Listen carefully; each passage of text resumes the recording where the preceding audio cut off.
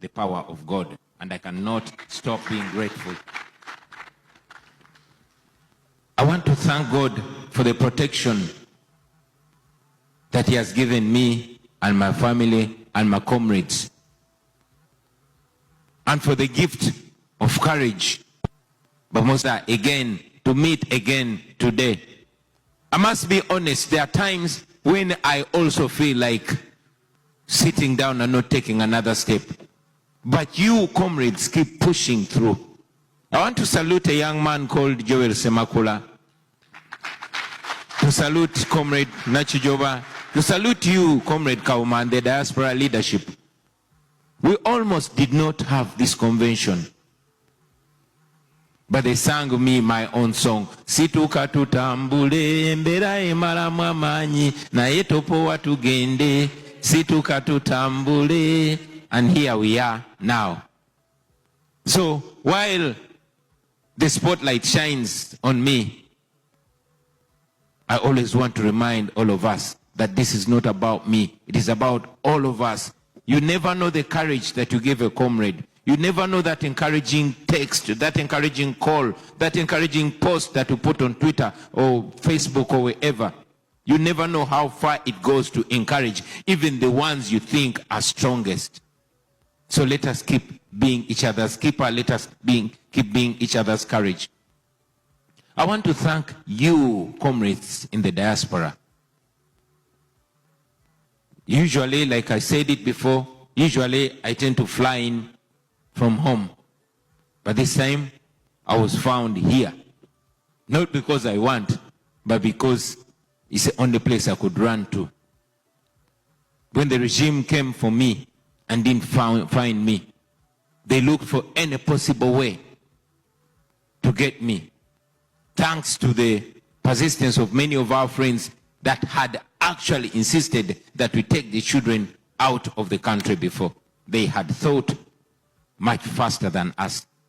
And then when I escaped from my own house, they descended on my wife and they thought they could break her. They did not know, like Winnie Mandela taught us, when you strike a woman, you strike a rock. That woman right there is a rock.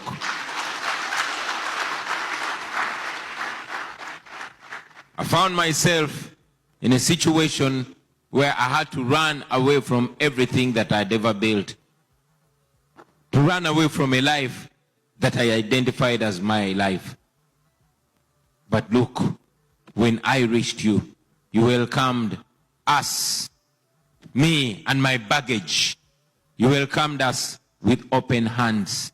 You opened your hearts, you opened your houses, and many of you opened your wallets for us. You gave us reason to believe, not to give up. And guess what? We did not even have time to get depressed. We started where we stopped, and now we are moving forward. Thank you very much. And this, you've not just done to me and my family, but to other comrades. You have given us a soft landing, even when the ground below us has been scrapped away. It is like falling from many, many floors up, but finding a soft landing. You comrades have done that. You have done that to the comrades back home. You have supported the political prisoners. The First Lady was here yesterday and she was thanking you. And I want to reiterate her words. It is you, when political prisoners come from jail, it is either me or the leaders at NUP that they salute. They don't know that you are the wind beneath our wings. You, the groups of women, you've come together, you've paid school fees for the children of the political prisoners. You have looked after the families of those missing people. Thank you very much.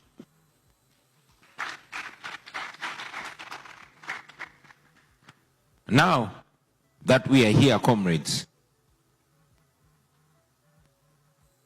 I also want to thank those back home that are watching us, the comrades that are on ground, that are on the front line, that keep things moving, that refuse to give up, that work under pressure, that work in hiding, but they continue to forward. Thank you very much, comrades, we salute you. We decided that we are not going to dwell on our pain. Yes, our pain is there. But we're not going to keep licking our wounds. Yes, they are there. But we want to turn our pain into power. We decided to turn this problem into an opportunity. To turn this exile into a front of organizing. To turn every challenge into a launch pad to keep moving forward. And that is what I encourage all of us, all of you comrades, to do. Let us turn this problem into an opportunity. Every time we meet, let us be before comrades who were in the diaspora. Once upon a time, there was a man called Andrew Kaira who stood before those that were in the diaspora during the days of Idi Amin and Obote. They planned, they strategized, they went back home. They won. Although they were betrayed, but they won. And those lessons we are still learning. I want to encourage us, comrades, to look into history and recognize the power that we have singularly and collectively. And make use of that power. And most importantly, also recognize the weakness of the regime. Now, where is our power? Our power is the ability to operate far from the reach of the regime. It's our ability to use the resources that we have. The resources of the internet, the resources of communication, the ability to at least operate undeterred by the regime. But also I want us to recognize the weakness of the regime. You see, although they try as much as possible to paint a picture of invincibility, but you should understand that a regime that fears its own people is a regime very close to falling. And that fear is already evident. A strong government does not fear its own people, does not fear students. A strong government does not fear women. A strong government does not fear journalists. Does not fear religious groupings like Muslims. Yes, they've abducted all our people. Yes, they've picked Kizza Besigye, is in prison. They've tortured and imprisoned Lukwago. They've disappeared and later on detained Mwanga Chivumbi and many others. Zale is missing. Eddie Mutwe is in prison. Waiswa is in prison and all that. But let that anger be a reflection of us. Let us not operate out of anger. Let us distill that anger, process it, and find reason to move on. Let us look at the weakness of the regime and turn it into our own strategic strength. I'll tell you that once upon a time, people didn't believe that the Amin government can fall. They did not know that, they thought that the return of Obote was permanent. When Nelson Mandela was in prison, the apartheid regime looked irremovable. But I want to assure you, my brothers and sisters, that much as they appear to be invincible, it is very possible that they suddenly fall. But they don't fall by us sitting back and looking at history and hoping and wishing that they fall. Prayers work from active hands. My mother taught me something, that God can only do for you what he can do through you. The fact that God has given us opportunity to gather, the fact that we have each other, the fact that we have resources that are limited back home, that alone is example that God is with us. Let us use it. Let us think and think much, much more than we thought before. Let us keep the hope alive. Let us unite.